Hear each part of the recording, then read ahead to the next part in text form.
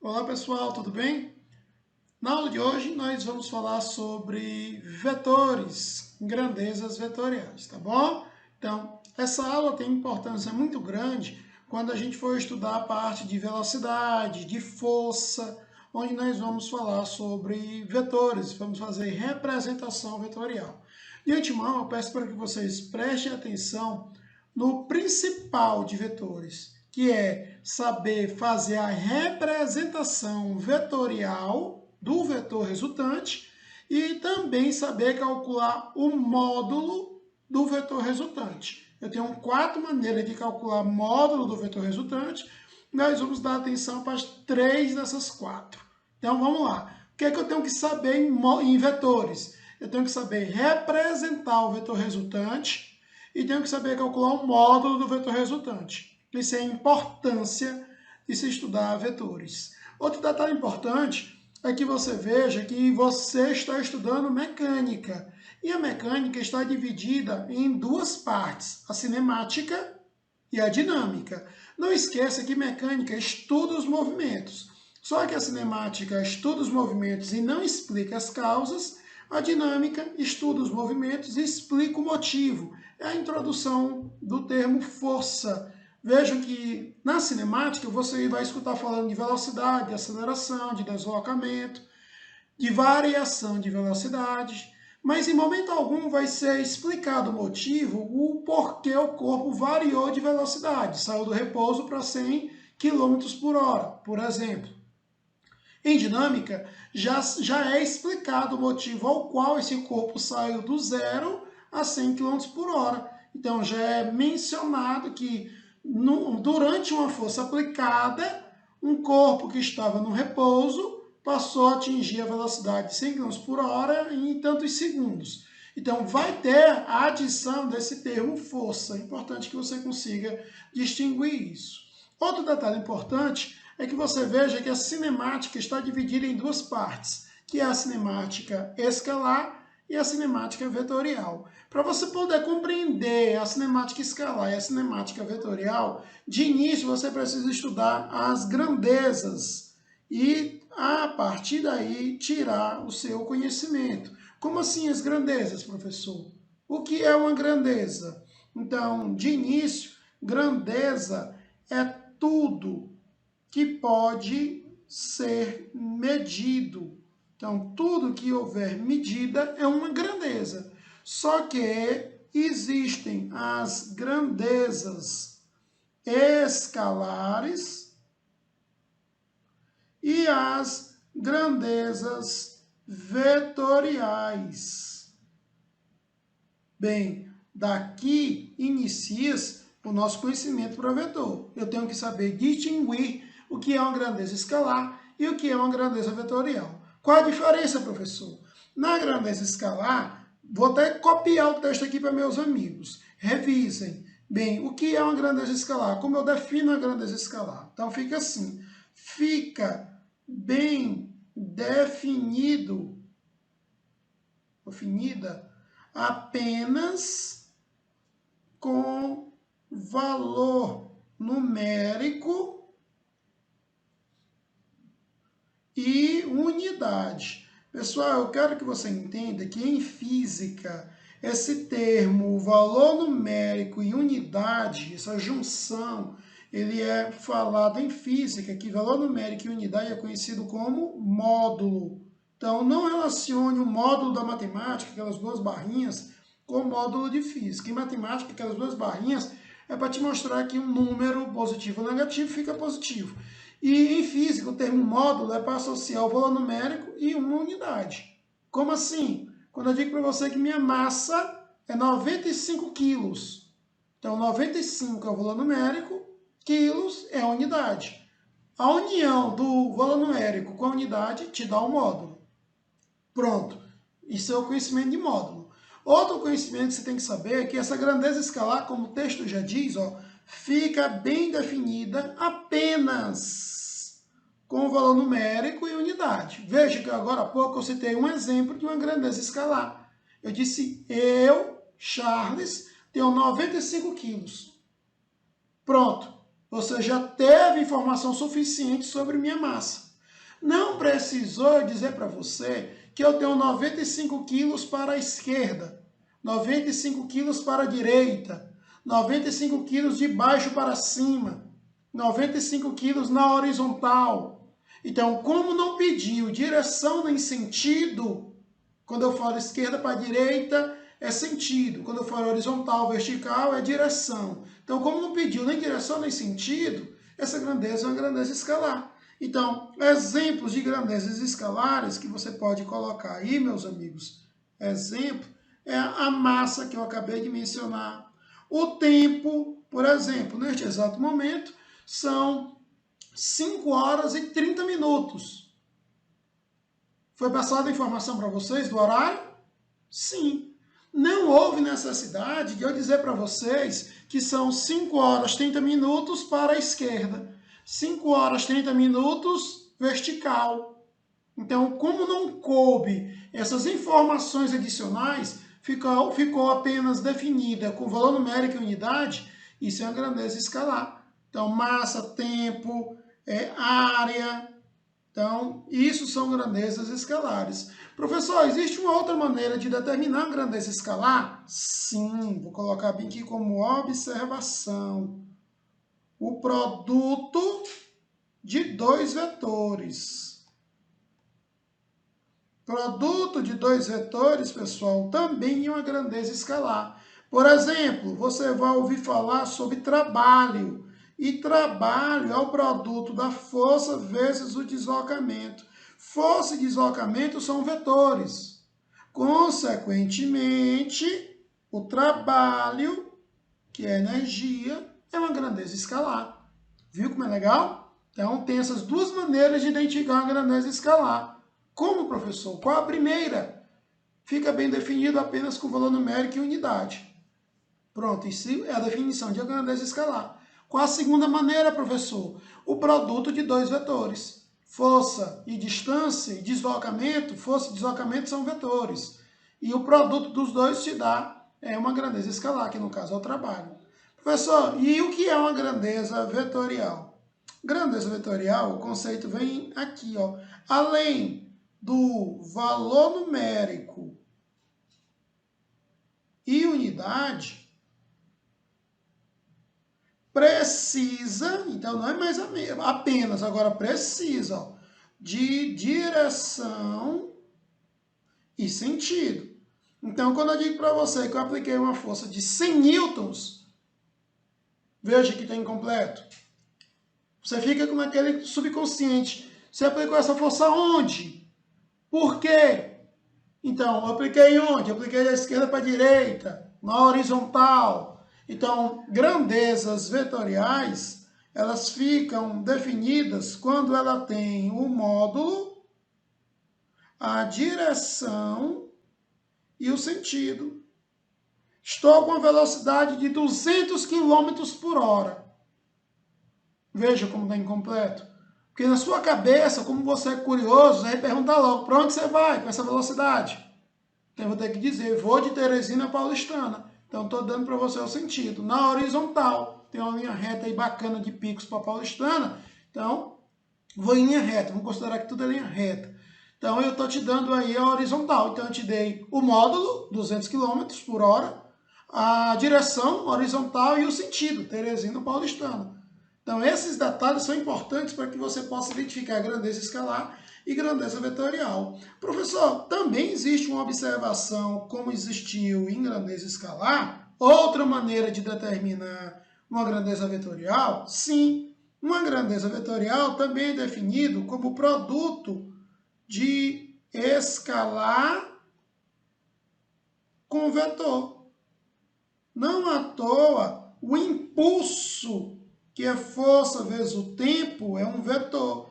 Porque força é vetor e tempo é escalar. Então, quando eu multiplico força vezes tempo, eu vou ter um impulso. E esse impulso é um vetor. porque eu estou multiplicando o vetor por um escalar. Outro exemplo, professor, a quantidade de movimento, que é massa vezes velocidade. A massa é escalar, a velocidade é vetor.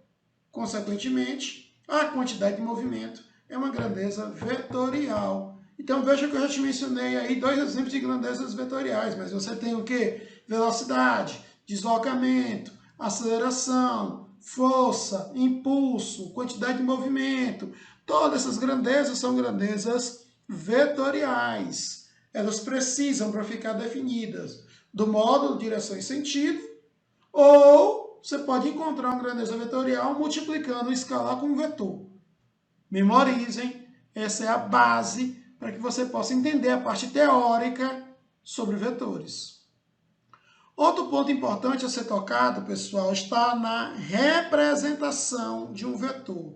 Então, você tem que saber representar o vetor resultante. Você tem que saber fazer essa representação. Como assim? Acompanhe, acompanhe. É fundamental esse momento agora. Acompanhe.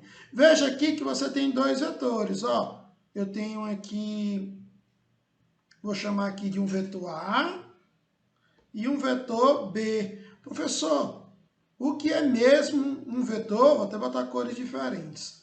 Bem, você acabou de ver que um vetor, ele é toda grandeza que possui módulo, direção e sentido. E como é que eu represento, professor, um vetor? Um vetor é representado através de uma reta. Essa reta, um segmento de reta, tem que possuir módulo, direção e sentido. Por exemplo, se eu disser que esse A bem aqui, se eu falar para você que esse A bem aqui tem 3 centímetros, pronto, aí é meu módulo. Tá certo? Qual é a minha direção? A minha direção, ela pode ser, vou pegar um vetorzinho bem aqui assim, para ficar melhor, tá? Aqui esse vetor, para não confundir com esse. Eu vou botar A 3 centímetros. Então, o módulo é 3 centímetros. A direção desse vetor A é horizontal e o sentido é da esquerda para a direita. Viu como é legal? Agora, para representar o vetor resultante, o primeiro objetivo que você tem que fazer é colocar origem com extremidade. Você vai unir os vetores. Então, eu tenho que identificar a origem de um vetor com extremidade de outro vetor. Então, origem com extremidade. Professor, cadê a origem? Isso aqui é a origem. Naturalmente, a cabecinha aqui da seta é a extremidade. Veja que a extremidade do vetor A, o vetor vermelho, está ligado com a origem do vetor B. Então, quando você tem origem com extremidade, você chega logo no vetor resultante, que nada mais é do que origem com origem, extremidade com extremidade. Esse é o meu vetorzinho B, que no caso é o vetor C, né? Que, outro detalhe, todo vetor resultante é representado com a soma, viu? Isso não quer dizer que você vai somar. Por exemplo, o A é 3 e o B é 4, então C é 7. Não, senhor. Depende de como esses vetores estão representados. Por isso que eu falei que tem 4 maneiras de representar o vetor resultante. Agora, toda vez que você for representar um vetor resultante, é através de uma soma. Veja aqui um outro exemplo. Ó. Eu tenho aqui o vetor A, eu tenho aqui o vetor B, eu tenho aqui o vetor C. Veja que você tem aí 3 vetores, ó, A, B, C. Quem é o vetor resultante? É o vetor que liga origem com origem, extremidade com extremidade. Eu vou chamar de o vetor D. Que a representação dele é A mais B mais C. E isso não quer dizer que eu vou somar, sair somando os 3, não. Por exemplo, se o A for 1, o B for 2 e o C for 3, isso não significa que o D vale 6. Não, não some assim. Já já vou lhe mostrar como é que é feito soma vetorial. Tem casos para isso, que é o caso do módulo. Agora nós só estamos aprendendo a representar. Representar. Outro exemplo, outra coisa que você pode fazer. Eu posso ter vetores separados. Eu botei tudo junto, foi de propósito, mas eu posso ter assim, ó, os vetores separados. Ó, A, B, Eu vou botar o C lá longe, ó. C, pronto, eu tenho aqui os 3 vetores. Tenho o vetor A, B e C. Opa, botei de marrom aqui, eu botei de preto. Vamos obedecer as cores. E aqui eu tenho um laranja. Beleza. Quem é o vetor resultante entre esses 3 vetores? Eu vou ter que unir esses vetores. Consequentemente, unindo, vou até botar assim, unindo, vai ficar o quê? O vetor A. Aí eu vou pegar a origem do B e colocar na extremidade do A. Vou pegar a origem do C e colocar na extremidade do B. A origem do C e colocar na extremidade do B. Beleza. Aí os vetores ABC. E quem é o vetor resultante? Origem com origem e extremidade com extremidade. Vou chamar aqui de um vetor E. Então, esse vetor E é representado com a soma do A, B e C. E toda grandeza vetorial tem essa setinha em cima, sempre nesse sentido. É uma representação, tá certo? O mais importante que você veja em representação vetorial é você saber que, de início, você tem que colocar origem com extremidade, ó, OE, origem com extremidade, ó, OE, para que o vetor resultante fique origem com origem, extremidade com extremidade. Então, esse é o meu vetor resultante. Então, esse detalhe, ele é fundamental para a sua compreensão. Tudo bem? Ah, professor, eu tenho um nome específico para esse detalhe de colocar a origem com a origem, extremidade com extremidade, ligando os vetores, formando uma figura. Sim, veja que essa figura aí, ele é um polígono. Então, aqui eu vou utilizar como regra do polígono, não? Poligonal fechado, porque você veja que vai ficar, os vetores vai ficar sempre uma figura, então uma figura fechada. Então eu posso representar assim, regra do poligonal, do poligonal fechado. Escolha. Tem outra maneira, professor? Sim, tem a regra do paralelogramo. Ah, Maria, o nome grande danado. E como é que faz, professor? Você vai observar o seguinte, veja essa situação, ó. Aqui eu já estou origem com origem, ó. Origem com origem. Vejam que aí eu tenho que fazer de tal maneira que fique a origem com extremidade. Eu não posso, é errado se você fizer isso, ó. Isso aqui não é o vetor resultante, não. Porque ele está a origem com extremidade aqui, ó. Para ser vetor resultante, tem que ser origem com origem, extremidade com extremidade. Então, isso aí não é o vetor resultante, não. Para você obter o vetor resultante, quando os vetores estiverem origem com origem, os vetores iniciais, você vai traçar retas paralelas aos vetores. Aqui, ó. Tracei uma retinha paralela ao A, uma retinha paralela ao B, e agora eu vou ligar esses pontos. Pronto, esse é o meu vetor resultante, que é o A mais o B.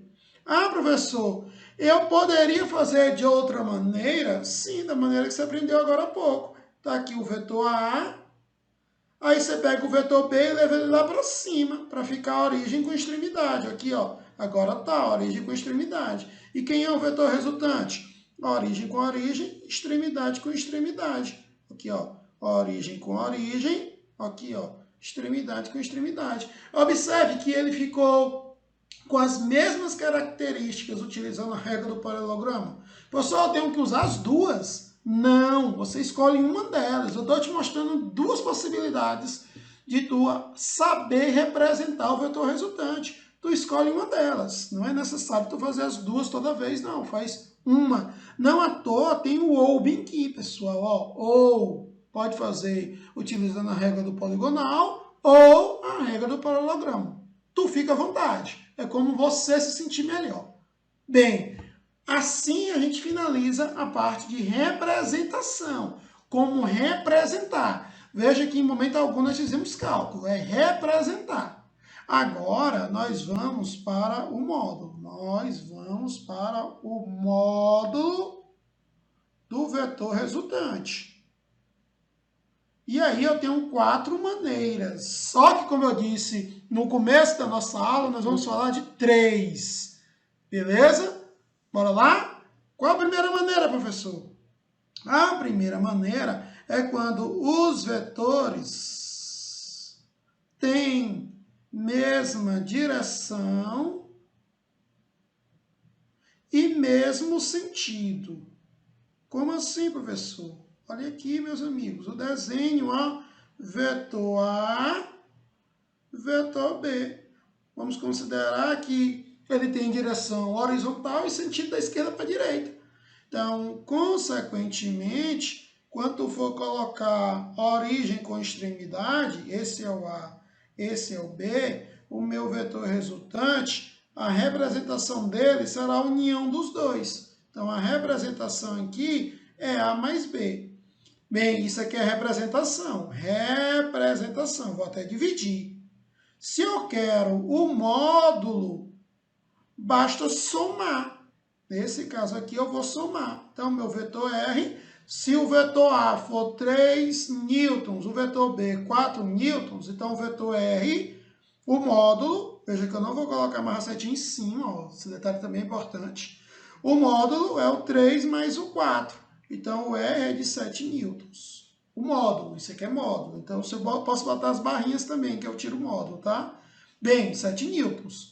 Então, quando é que eu somo? Quando os vetores estiverem em mesma direção e mesmo sentido. Tem outra maneira, professor? Sim, a segunda maneira. Quando os vetores estiverem mesma direção e sentido oposto. Neste caso, tu vai subtrair. Memorizem isso aqui. Como assim, professor? Está aqui o vetor A, 8 newtons. Está aqui o vetor B, 5 newtons. Observe que eles estão na horizontal, então tem a mesma direção, mas tem sentidos opostos. O A, ele está da esquerda para a direita e o B da direita para a esquerda. Quem é o meu vetor resultante? Essa sobra bem aqui, ó. E o vetor resultante tem sempre a mesma direção e sentido do vetor maior, que no caso é o vetor 8. Então, direção e sentido do maior, esse é o vetor resultante. Que nesse caso aqui, meus amigos, esse vetor R, ele é expresso assim, ó, A mais menos B. Menos B? Sim, a gente lembra lá do nosso plano cartesiano e, consequentemente, tudo que tiver no sentido aqui é mais, tiver contrário a ele aqui é menos. Então, B está contrário ao meu eixo, não é isso? Das abscissas. Então, ele é menos. Só que mais com menos dá menos, né? Então, tu pode representar dessa maneira, o vetor subtração. E isso é representação. E o módulo, professor? Cadê o módulo? Nesse caso, o módulo do vetor R é o 8 menos o 5, 3 newtons. Aqui eu posso subtrair. Vejam, qual é a outra maneira, professor? A outra maneira é quando estiverem formando 90 graus. Tu vai aplicar o Pitágoras. Você viu isso em matemática. Então, quando meus vetores, está aqui o meu vetor A, tem 4 newtons. Está aqui o meu vetor B, tem 3 newtons. O meu vetor resultante que eu fiz agora há pouco, eu posso responder de duas maneiras. Ou usando a regra do paralelogramo, está aqui o meu vetor. Então, se eu quero representar o vetor R, é o vetor 4 mais 3, mas eu não vou somar não, só botar assim.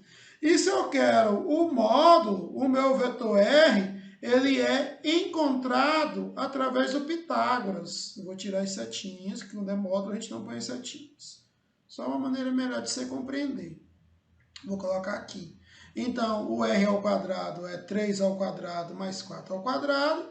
3 ao quadrado, 9, 4 ao quadrado, 16. 9 mais 16, 25. E a raiz de 25 dá 5. Pronto. Dessa maneira, eu faço o módulo quando forma 90 graus. Aqui, ó, perpendicular. Você vai escutar muito essa palavra também.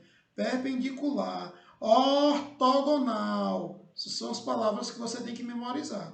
Então, formou 90 graus e ele pede o módulo, aplica Pitágoras. O quadrado da hipotenusa é igual à soma do quadrado dos catetos. Você vê isso em matemática, tá? E, por fim, mas nós não vamos utilizar, porque é aplicado mais em elétrica, você vai para a lei dos cossenos. Então, quando eu tenho os vetores desta representação aqui, ó, eles não formam nem 90 nem 0 graus, um ângulo diferente de 90 e diferente de 0, este é o meu vetor resultante. Então, isso aqui é A, aqui é B, e eu quero a representação, fica A mais B. Aqui é a representação. Mas se eu quero o módulo, nesse caso aqui já fica R ao quadrado, A ao quadrado, mais B ao quadrado, menos 2 vezes A vezes B vezes o cosseno alfa.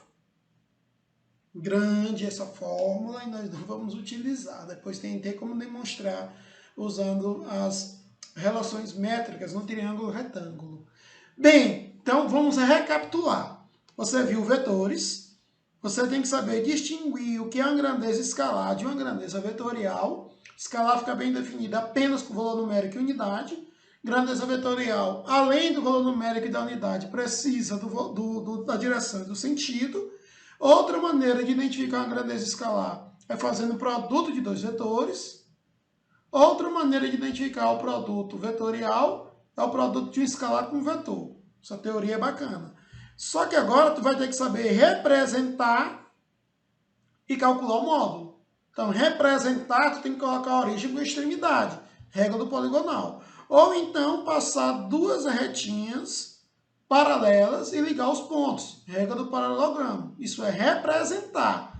O objetivo é que o vetor resultante fique a origem com a origem, extremidade com extremidade. E depois de representar, tu vai para o módulo. Módulo, saber o valor numérico e a unidade. E tu tem 4 maneiras. Mesma direção, mesmo sentido, tu soma os valores. Mesma direção, sentido oposto, tu subtrai os valores. Formou 90 graus, tu aplica Pitágoras. E um ângulo diferente de 0 e 90 graus, lei dos cossenos. Nesse caso, nós não vamos usar. Nós vamos aprender com mais calma nas listas de exercício. Vai ser postado para você uma teoria de tudo isso. Eu peço que você leia a teoria e, consequentemente, tente responder os exercícios. Qualquer dúvida que você tenha, me procure. A minha intenção vai ser sempre te ajudar. Então, assim a gente termina mais essa aula. Um forte abraço, tudo de bom para vocês. Até logo.